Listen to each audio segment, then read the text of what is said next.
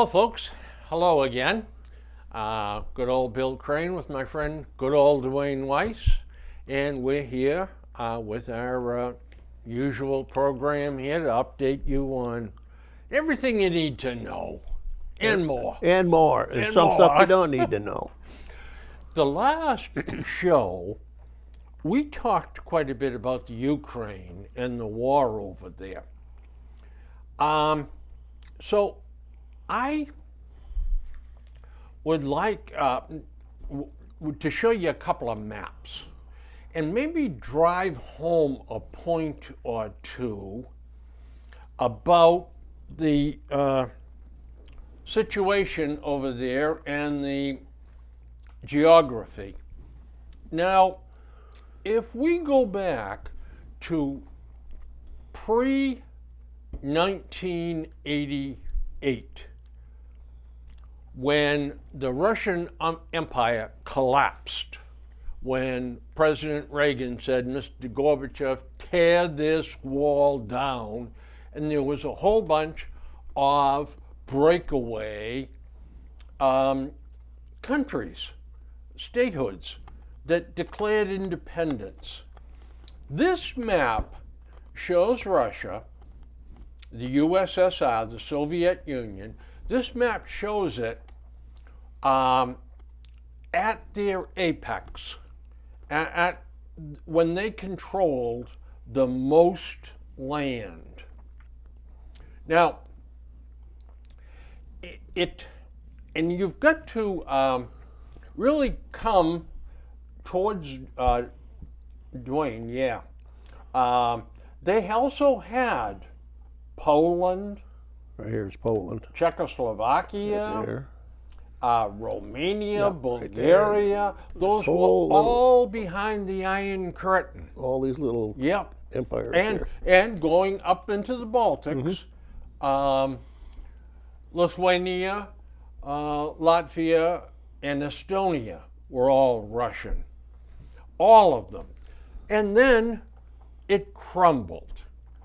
And if you would key the second one, beautiful. Now this is what it looks like today. Belarus has broken away. Lithuania has broken away. Latvia, Estonia. Poland is independent. Germany is united, East and West Germany. Czechoslovakia has become two countries. You've got Czech Republic and you've got Slovakia. Hungary has come out from behind the Iron Curtain. And these other, Belarus, look at the size of the Ukraine. That broke away from Mother Russia. So look at the size of their empire that had extended over here, and look at how far back it contracted.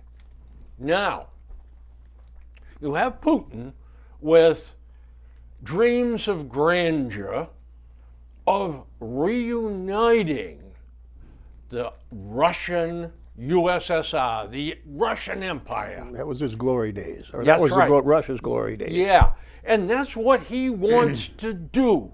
And that's what a lot of this drive into Ukraine is all about. This madman thinks he can put it back together again. That and the Black Sea.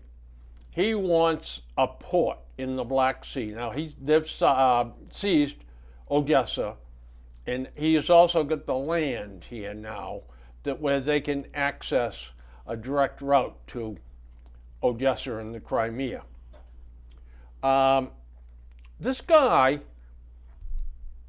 is really and truly thinking he's going to rebuild an empire. Well, he's the poster boy for imperialism. Exactly. Exactly.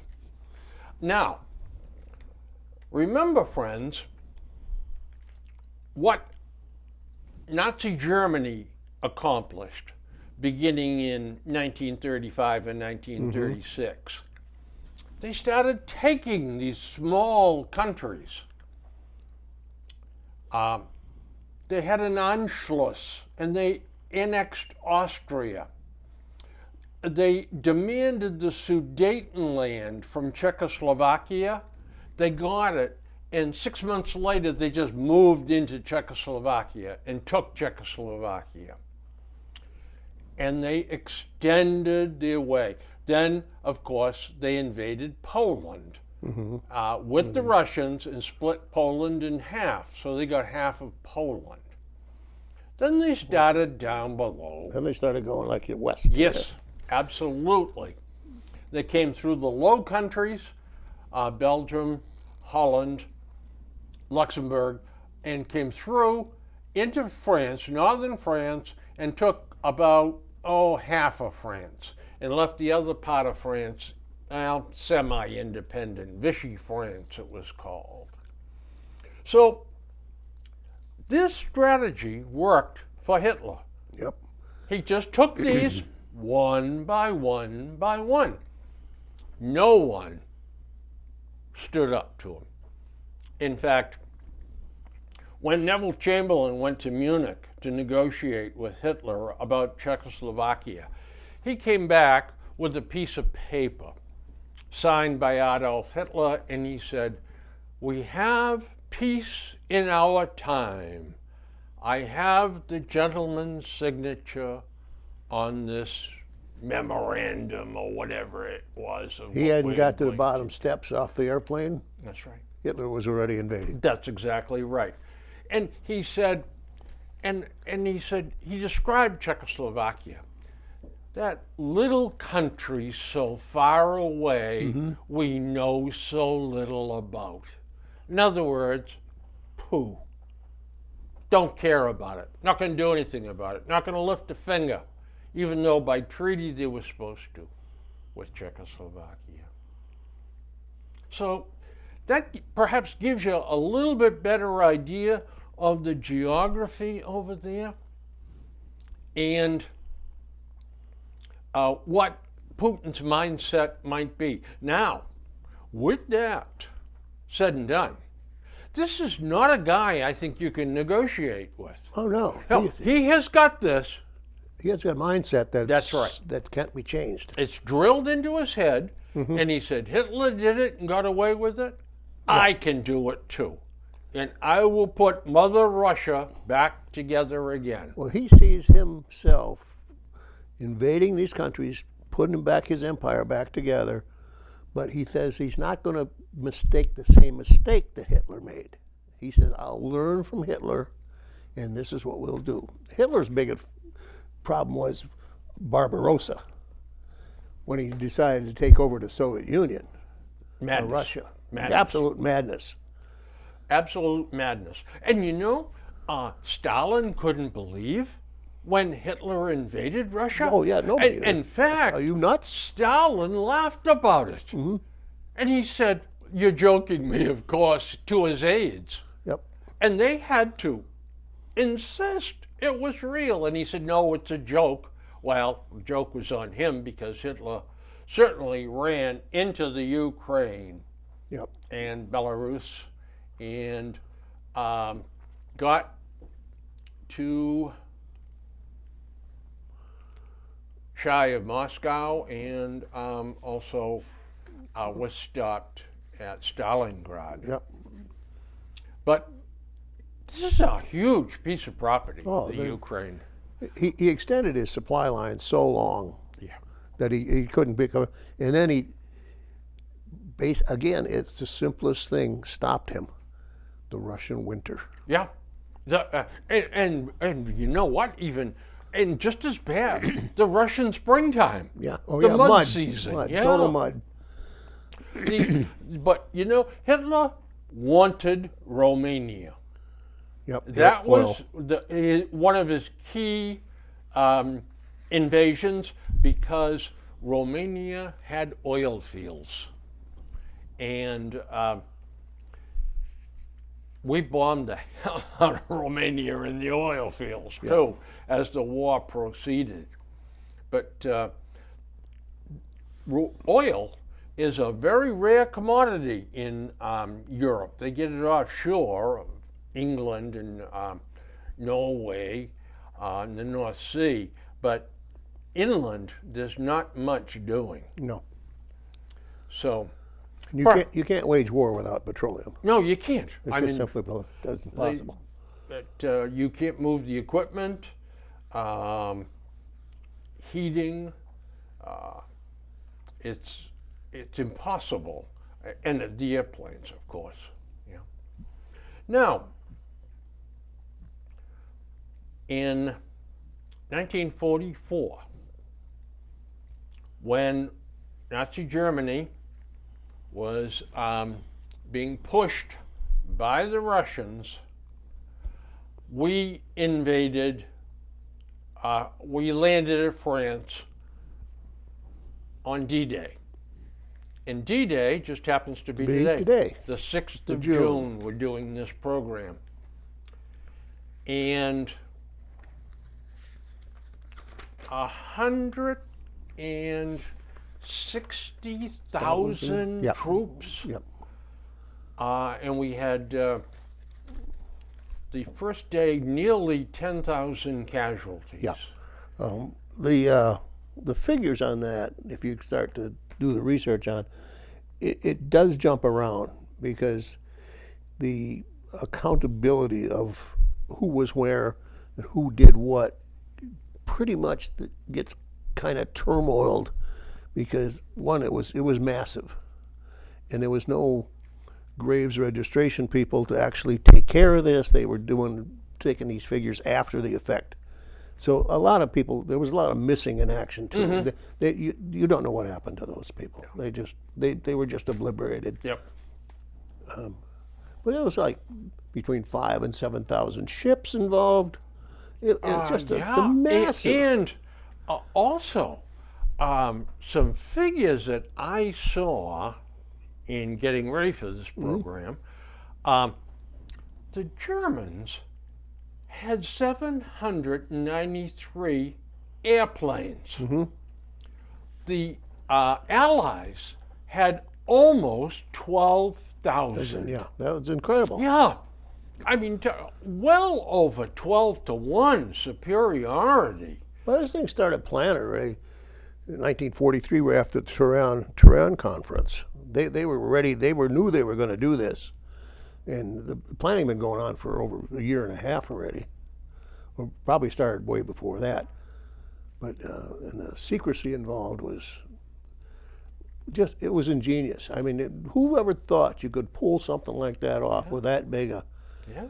And in fact, there was the code for that was Overlord. Remember? Overlord. Operation Overlord, and they actually had a group of, I think they called them OSS in those days. That's right, Office of Strategic Services, which was ended up being the forerunner of CIA, but That's it was like military intelligence in those days. Yep. They actually had these guys going through London, looking and listening for that word Overlord, because they didn't know if it had leaked or not. They had all kind of centrifuges. They had these phony tanks and trucks that were just made out of balloons, but they were put in different parts of the country to make the Germans think, well, this is where the stages is going to go. Well, the story goes that about a week prior to June 6th, one of them discovered the word Overlord in the window of a bookstore. And Eisenhower and his staff went nuts because they were sure that was a code word put in the window that way for German espionage people. Well, it wasn't, but they didn't know that. Yeah. So this way the story goes that they went into the shop. Of course, the poor shopkeeper, he doesn't know. It's actually, he was selling a book called something Overlord. Mm-hmm. And in those days, you didn't have a lot of publicity. Now, if an author comes out with a book, it's online, it's advertised. In those days, the shops had to put a little sign on, we have a new book by so-and-so. So anyway, the shopkeeper, he pretended, we didn't pretend, he just had no idea. It was just a coincidence. So they take him back and they start to interrogate him. And now, what are we going to do? So they take the shop owner, his wife, and his 2 kids, and they pull him out of the shop and lock up his shop because they can't find any connection, but they can't take a chance that that word is not going to get out or mean something to him. So what I understand, they put him in a villa, him and his family. Yeah. And they wouldn't answer him any questions. He didn't know what was going on. His wife was going crazy. Kids are crying. They said, "Oh, just hold on." Yeah. At the end, I guess on the 6th, the afternoon of the 6th or the 7th, they let him go and gave him £100 for his trouble, and told him to shut up and don't say nothing to anybody. But he was a poor guy. He didn't know if he was going to get shot or what. The secrecy back then was so different than it is today. Oh my God, yeah. One of the things too that we don't give enough credit to is the Brits in MI6 and MI5. Yeah. I mean, they taught us intelligence. Yeah. I mean, we were arrogant about it. We thought we knew all the answers, Yeah. but they had the answers before us. But They were the leaders in cryptology. yes, What was the name of that? Not Fenley Park. Yinley Park. There's Benchley. Benchley Benchley? Park. Yeah, And they broke a lot of codes they did. way before we ever got they into it. did. And they had some real intelligence. Most of them were women. Yeah. There's been a couple of good books written Yeah. about that. It was a united effort. And I say this, and I'll keep repeating it, but it's the last time our country was ever united. Oh, absolutely. Yeah. We've now split into groups that hate each other and all Plus, this the crap. media in those days cooperated. They did. They could have told, they could have told New York Times and Chicago Tribune, all of them. Oh, yeah. This is what we're going to do, but don't say anything. They wouldn't have said anything. That's right. Yeah, absolutely Today, right. if they said this is top secret, it would be in big headlines the next morning. Absolutely. Great. So anyway, folks, hopefully that gives you as an adjunct to what we talked about on the last show about what's going on over there.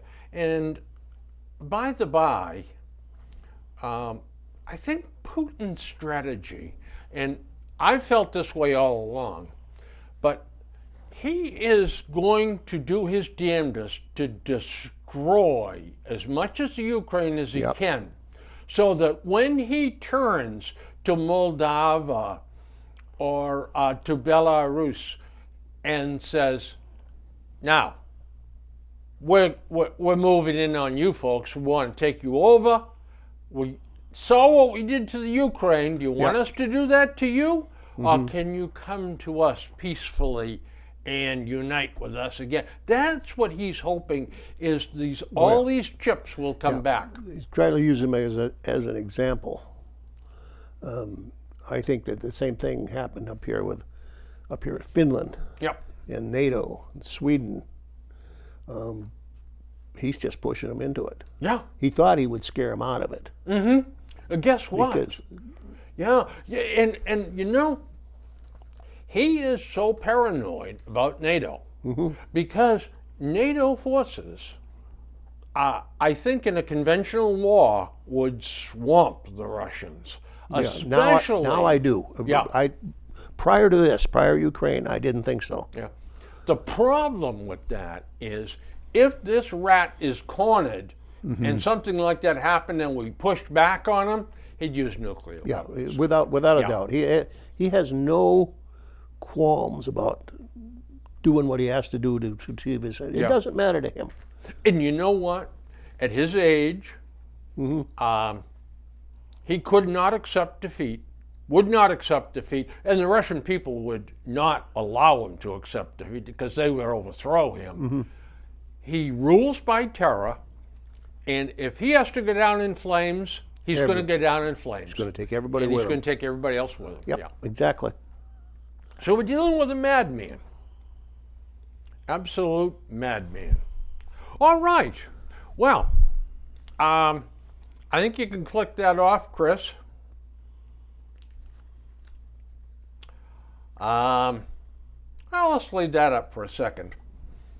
I took this picture on my dining room table.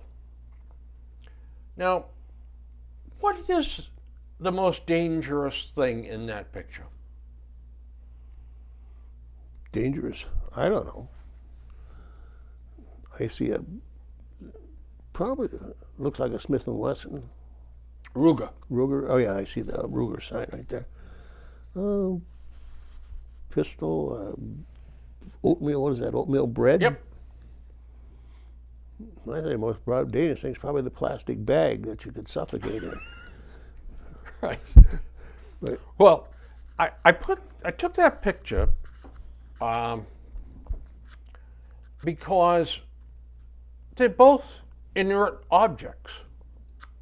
They are just what they are, a loaf of bread and a hunk of metal. The oatmeal, bread won't hurt you. The gun won't hurt you unless someone picks it up and Yep. uses it. But the gun itself has no brain. It can't automatically work. It's a hunk of metal. And yet, rather than try to work with people and their behavior and make them responsible for their actions and pursue the illegal possession of weapons, we want to ban the weapon. That's the simplest answer they can think of. well, of course it is. It's the only answer that they can think of, because that same I don't want to say the same crowd anymore. That same mindset does not want to punish. We got a mindset with a group, That's right. and that all ties in here. Yep. And I'm not saying I'm for Wild West, everybody packing just because they can do it, because I don't believe in that either. But that mindset that, oh, we just got to make a new rule, is bogus, because there's no teeth behind it. If you want to make something effective, make the penalty so severe that you don't dare violate it. There was peace in the globe. Yeah. The old pat ourselves on the back. Yep. We have the strictest gun laws Yeah, in the well- country. Look what happened there. Yeah, we've got in Massachusetts the Bartley Fox. That's what it was. law. I knew it was Fox. I couldn't remember Okay. the first name. And that law says, folks, that you get 1 year automatically in prison. They ran the TV ads when that thing came out. They would show this. All of you remember, there's this cell door slamming shut, clunk, and they would say, "And nobody can get you out." That's right. If you illegally possess or use illegally a gun in a crime, you get 1 year automatic in prison. Yep. 1 year. No parole.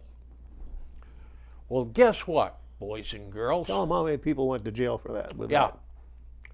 One that I know of. Yep, one. Yeah. For a while, it was zero. Yeah.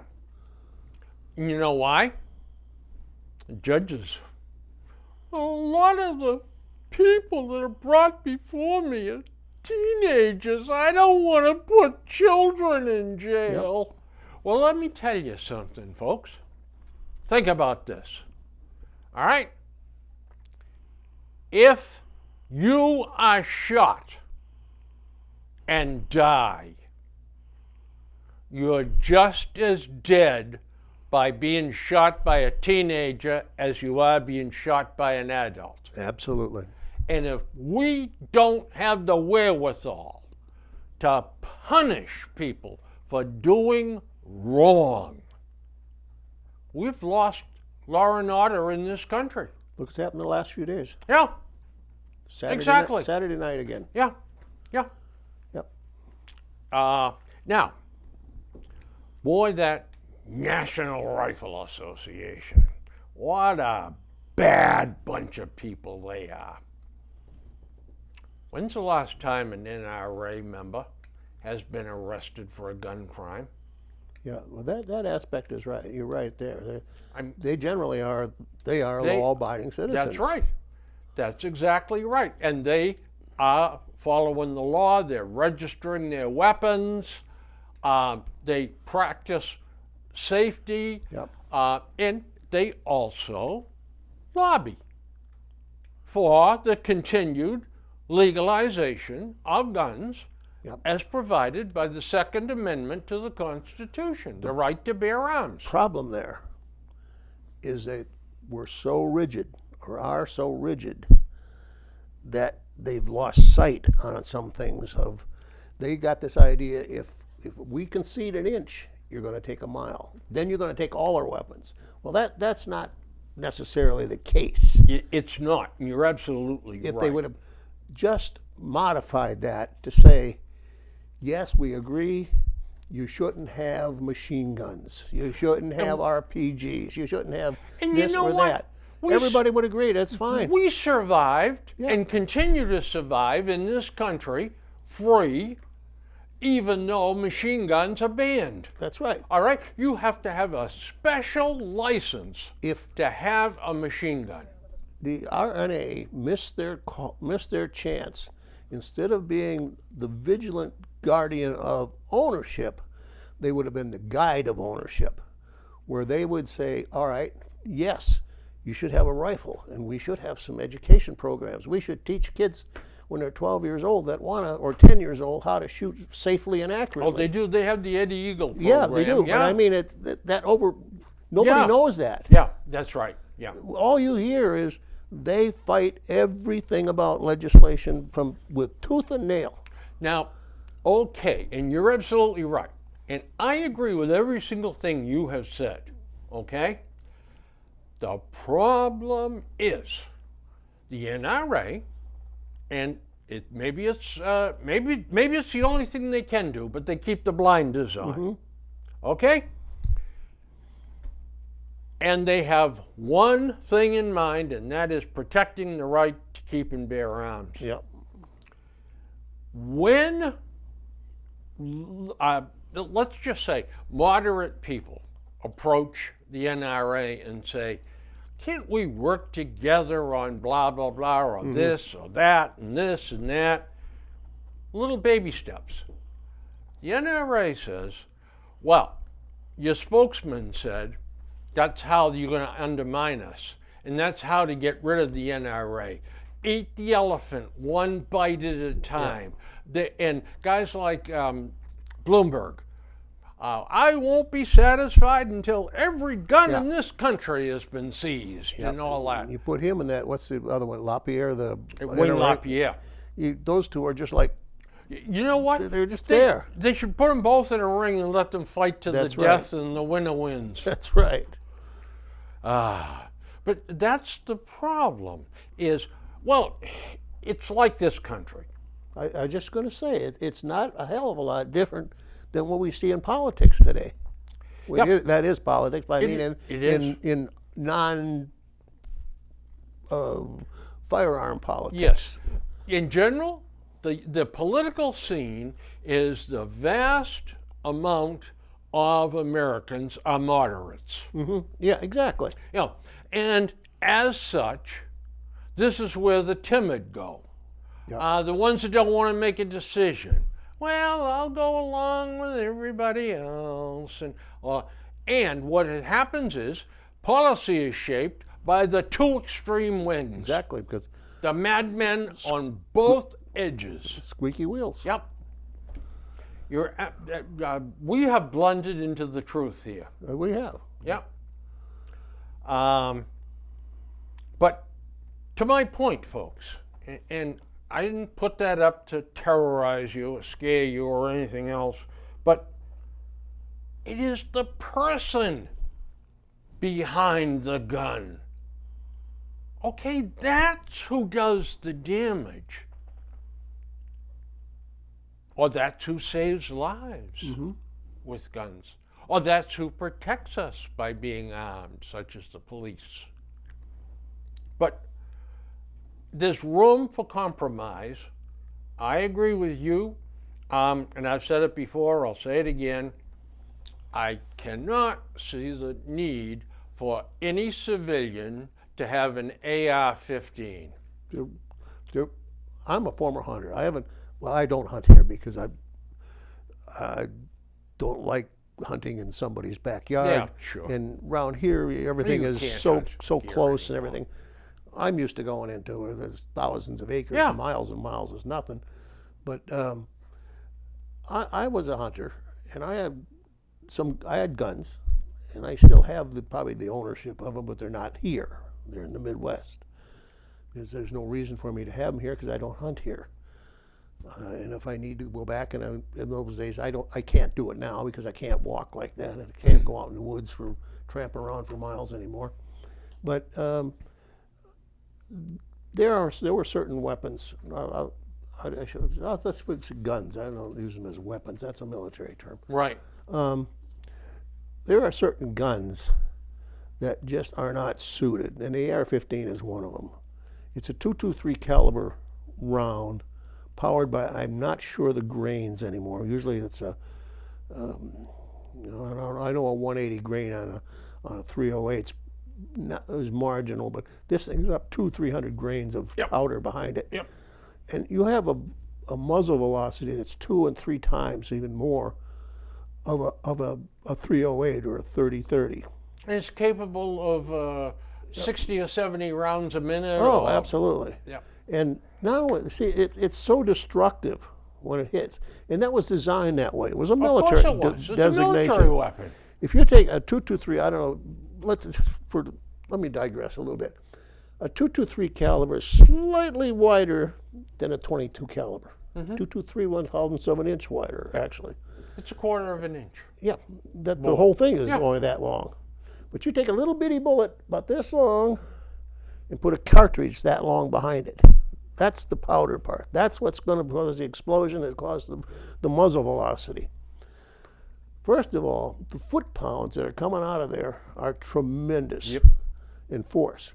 But there's one aspect to that weapon and that ammunition that the U.S. military, or all the militaries, used, and it's obvious to get around the Geneva Convention. Geneva Convention says you must use steel-jacketed bullets. What does that mean? That means it doesn't mushroom. All right, I'll go back on mushrooming. When a bullet hits an object, an immovable object, it does not just make a little hole and go through. It mushrooms, it flattens out. The more it flattens out, the bigger the hole, the bigger the impact. And the bigger the exit hole. Bigger, that's what it, bigger you got an entrance here of maybe this big, and you got sometimes an exit hole this big. Now, a steel-jacketed bullet doesn't do that. It comes out usually just about like it went in. It's not deadly enough. That's right. So, by taking a .223 caliber with a high velocity, when it flies like this, but it has the slightest little bit of a yaw on the back side. The bullet's going like this. It's making, instead of a perfect spiral like a Tom Brady pass, it's got a little bit of a, you can't even see it, but it's got a little bit of a wobble on the end of it. Opens the wound up. Yeah, good. when it hits, it doesn't hit 90 degrees. It hits 89 point something. Yeah, I don't know the technicology. But it hits enough that it tumbles.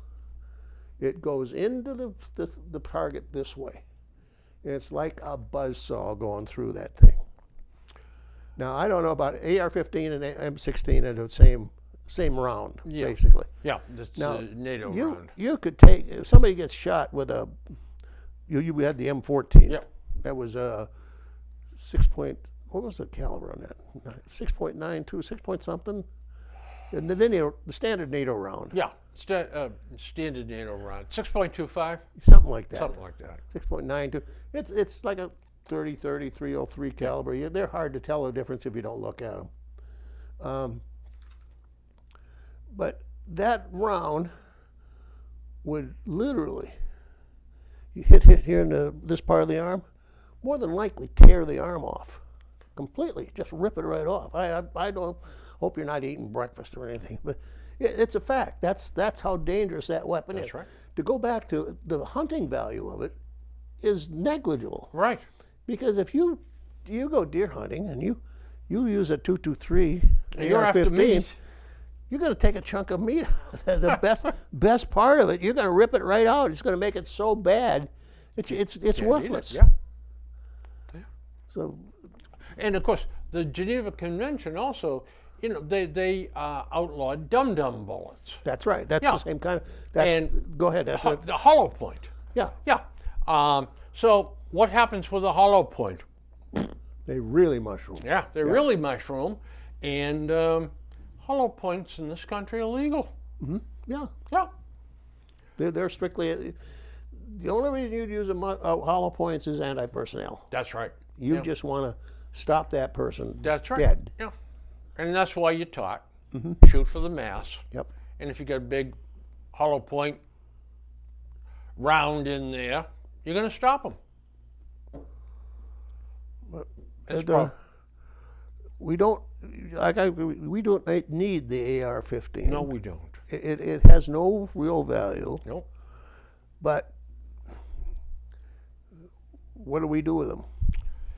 How many? There's untold amounts of these things in the hands of Different. civilians. There's probably 40 manufacturers out Yeah. there. I don't know the number, but if you go to a sporting goods store, he's got a whole wall of them, Of all course, of them different. yeah. Yep. So what do we do with them? You can't have a recall. It'll be like a confiscation. You're going to have 2/3 of the people are not going to They're not turn their gonna bring 'em weapons in. Yeah, even if you talk, it's not confident. Let's just say a buyback.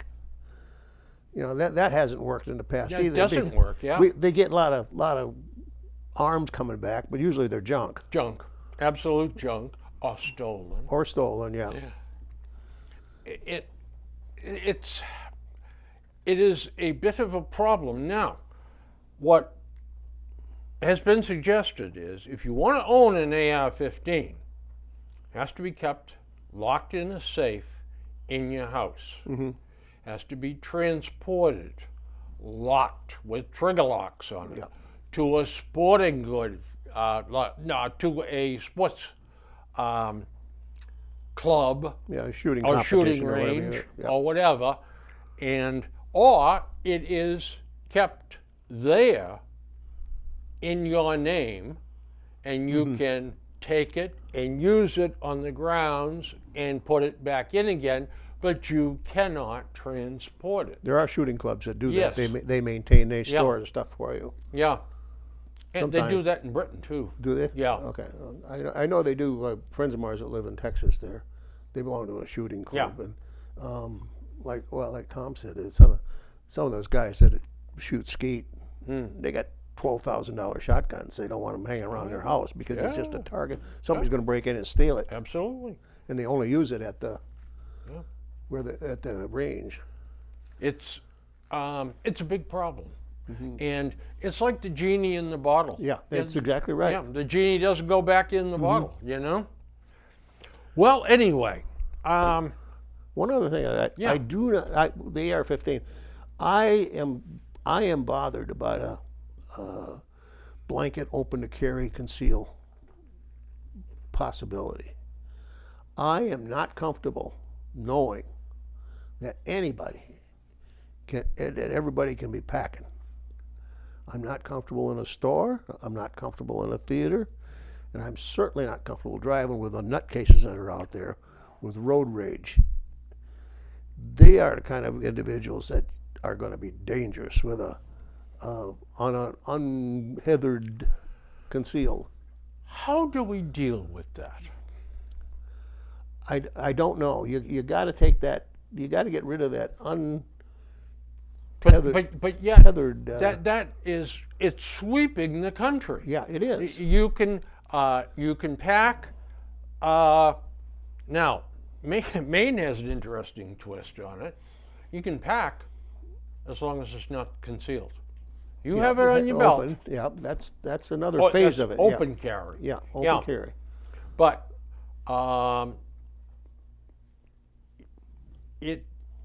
there are states that say you don't need a license to carry.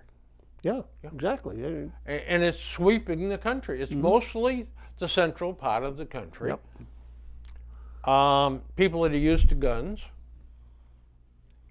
And to a large degree, it hasn't become Armageddon. No, not yet. It hasn't. But I share with you really a real concern about who gets guns. Yep. There's Now- too many nutcases out there. Yeah. Now, with the privacy issue, how do we deal with guys who, and it's guys, it's not women, For the most part, you're right.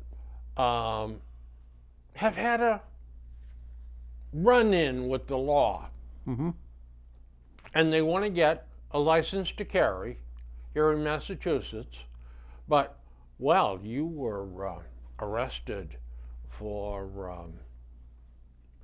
some minor indiscretion, not with a weapon, but just a minor indiscretion. You were involved in a fight in a bar.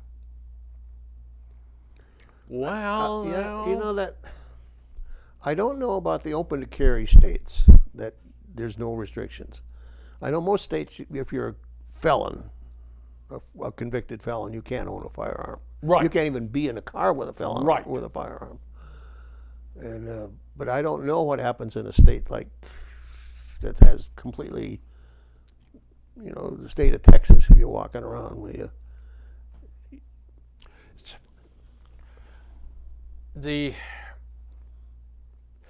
What I'm concerned about is if a guy is 28 or 30 years old and finds himself in a position where he's out late at night with his job, he has large amounts of goods or money with him, and he feels he should have a pistol and is turned down because, well, you were arrested on an assault and battery charge in a lounge when you were 19 years You see, old. I think there's got to be mitigating circumstances. Yeah, but I think in a state like Massachusetts, they look for that to deny you. Like in the way it is in most states is if you have a clean record, if you are a law-abiding citizen and you want to get a license to carry, they must issue it to you unless there's mitigating circumstances. Now, in Massachusetts, they may Yeah. issue it to you. Now, I've known police chiefs who have said, not getting a gun license in my town. Yeah, that's the whole thing. You've now left the qualifications or parameters up to individual towns and cities, and an individual in that town and city. It's going to reflect what his personal views are. Exactly. And then you got other chiefs who say, you got a clean record. Yep. I'm going to give it to you. Yeah. If you need it, you want it, okay. But there are strict guidelines. Step across the line, I'm going to take it away from you. Yep. And that's the way it should Should be. Oh, absolutely. Yeah. Now, the red flag laws. Oh yeah. Okay. That's gonna. So, friends, for those of you that aren't familiar with the red flag laws, supposing a fellow has a license to carry a pistol, or he's got a couple of long guns in his house, all you need is an FID card for that. And his wife goes to the police chief and says, Walter beat the crap out of me yesterday, threatened me. You know, he's got guns in the house. I'm afraid. And the chief, at that point in time, has a decision to make. Mm-hmm. Yep. I'm not going to launch a big investigation, but he's going to go get Walter's guns. Then the onus is on Walter, That's right. as the aggrieved, to prove his innocence, where it should be on them to prove him guilty. And it could be nothing more than an argument over the fact that he wanted to buy a new car and she said we can't afford it, and it kind of got out of control a little bit. Or he didn't load the dishwasher right. That's right, yeah. Or she burnt the roast beef. That's right. Yeah. Well, that would do it with me. Well, I'll tell you. I'm telling you. But, so the red flag law in a perfect world is a reasonable solution. Yep. But we don't live in a perfect world. And I don't think it's a perfect solution. No, but it could be. Well, again, we're right back to the could be, would be, should be. Yeah. It should be a tool just like the term says, a red flag. Yeah. I don't know, can't tell you anymore. The certain incident, there have been so damn many of those that the guy that goes home and shoots his mother, or he's been weird for 6 months and threatening people, and then he takes a gun to a school and shoots the school up. Well, there was a red flag there, but everybody ignored it. You know, yeah, the shooters. You know, again, the privacy laws come into effect. But what about a kid in school acting up? The teachers observe him. Mm-hmm. They go to the principal. Yeah. Oh, I know where you're going with that. I know what the problem's going to be here. And the problem's going to be the principal's not going to stick his neck out. That's right. So they have to be very careful. Well, you know, it could just be youthful mischief. Mm-hmm. Then again, it may be more than that. Who's to know? So what you really need is a body of evidence. Have other people seen this? Yep. There's not enough social workers, not enough undercover policemen in the world to guard against. Yeah, times have changed, Bill. Really, think back when we were kids. I don't know, but we were after post World War II. Yeah. We didn't play cowboys and Indians. We played Germans and Americans. Sure. And when we had our little war games out in the woods and stuff, we had dug bunkers and we had rocks that we threw for grenades. And if you really were lucky, you had a couple of packs of Caps.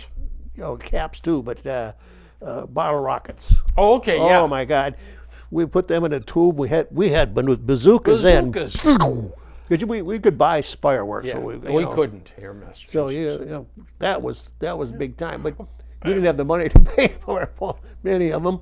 So what are we going to do this afternoon? Oh, let's play guns. Yeah. Yeah, that's what it was. Let's play guns. And some of our uniforms, we call them uniforms. We probably had one kid had a plastic helmet, one had an old shirt or something. If you were the Germans, you had big swastikas all over everything. And we had a kid, a friend of mine, in the neighborhood. His father was a woodworker. Mm-hmm. And he'd make automatic pistols just out of... yeah, oh yeah. With the saber saw. Yeah, cut them out, yeah. smooth them down, and... All right, 10. And, boy, that was it. Bang, bang. Oh yeah, you had I mean... It was better than using a stick. It was. Much better. off of rifles, we used to use baseball bats. Yeah. Yeah, carried ass backwards.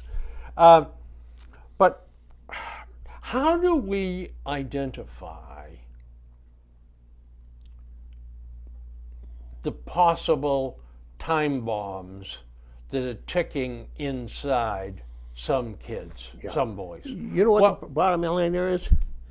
It's easier to identify them after the fact. Oh, And then go back and say, here's what he did then and then and then. how? We should have picked it up. That's right. But it's awful difficult before anything has happened to pick it up. And it's difficult to convince anybody that that kid's dangerous. Now, a typical kid that's a shooter Yep. is a loner. Yeah. Oh, yeah. Typical. Yeah. You. That'd be a good profile. We're one of So we'll start with the kid that's the loner, the antisocial. the antisocial. Yep. And chances are, and this is impossible to see, but chances are his parents don't give a damn about him. Yeah. There's not a lot of parental guidance going on in his house. Interaction either. That's right, between the parents and exactly. yeah. You know what? There was a bumper sticker way back when about trapping. And it said, fathers who take their children, their boys, hunting and trapping, never have to worry about them running amok. I forget the exact wording of it, but in other words, if you put time into right. your kids, Yep. they're like computers. You're going to get out of them what you put into them. But to me, one of the things that jumps out, first, just jumps right out at me, is if we lined up the shooters, every bloody one of them was here in the last 10 years. Yep. I'll be willing to bet you that not one of them had a girlfriend. That's probably a good bet. I'll be willing to bet you that not one of them had ever kissed a girl or touched a girl or been hugged by a girl. Yeah. And what happens in that case, Dwayne? They withdraw. Yep. They become bitter. They become frustrated. and they lose empathy. Right. Those kids don't have any empathy for anybody else, for anything. They don't have any feeling. If I shoot this kid, is fine. If I pull this trigger and shoot that kid, the kid's going to suffer maybe if he don't die right away, but his parents are going to be heartbroken. His friends are going to be heartbroken, but this kid doesn't care. No. He And has when no he empathy. shoots him, it's because he deserved it. He's that in a way. Yeah. And also, if you see the kids in school Yeah. that don't participate in school, Anything. That's right. they don't go out and play tag football, or they don't play softball, they don't sing in the choir, they don't act in the class play. Another one too is oral topics.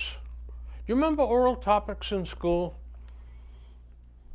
Not sure what you guys call it. but- Okay.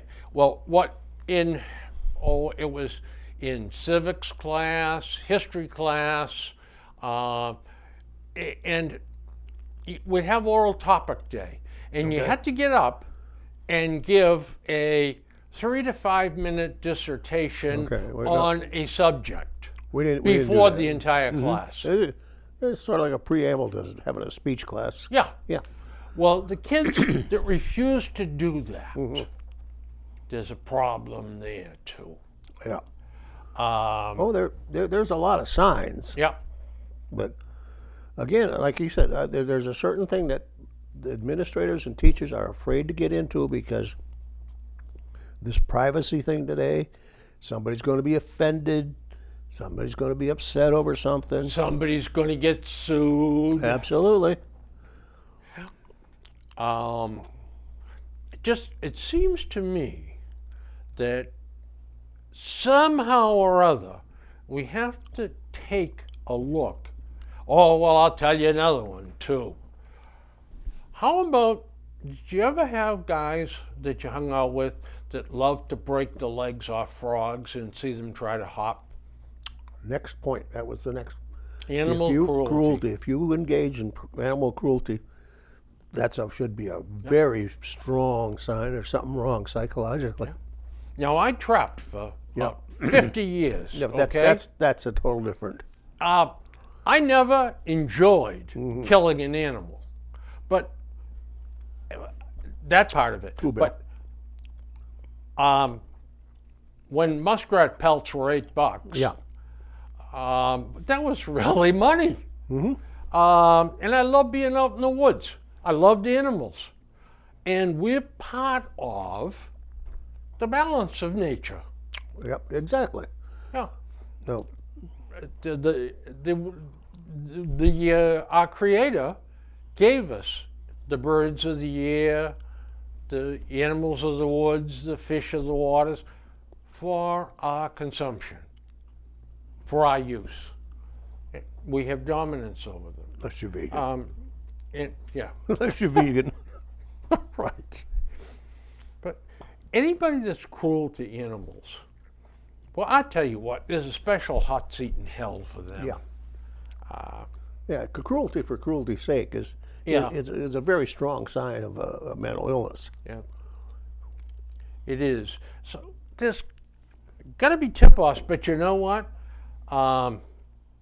The fallback position is, well, you keep cutting the school budget. How the hell can we hire another social worker, another psychiatrist, and blah, blah, blah, You don't necessarily need a psychiatrist or a school worker to do that. Or if a teacher doesn't see that is really concerned about their students and not somebody standing up going through the motions. There was a teacher at one of the local schools, and the kids in CCD told me about her. And because I said, how are the teachers over there? No, there's a few good ones, but there's some awful ones. I said, what's an awful teacher? Oh, this is so-and-so. You know what she does every single day? Has us open your notebooks and take notes. I'm going to read your notes on this chapter. Write the notes down, and on Friday I'm going to give you a quiz. You study your notes. And I said, do you talk about what she dictates to you? No, she doesn't take questions. Do you ask for an explanation? She won't give you an explanation. And don't interrupt me and so that is not an involved school teacher. No. It's a school teacher that works with the kids and, is interested in the kids and goes above and beyond. Correct. They're the ones that have got to find these people. Because some of the others are just going through the motions, like everything else in life. I think we're just about out of time. Yep. So anyway, folks, we've gotten no place for an hour. No, I think we did. Stick around and we'll give you another hour of it. Yep. Take care. Okay. Be back.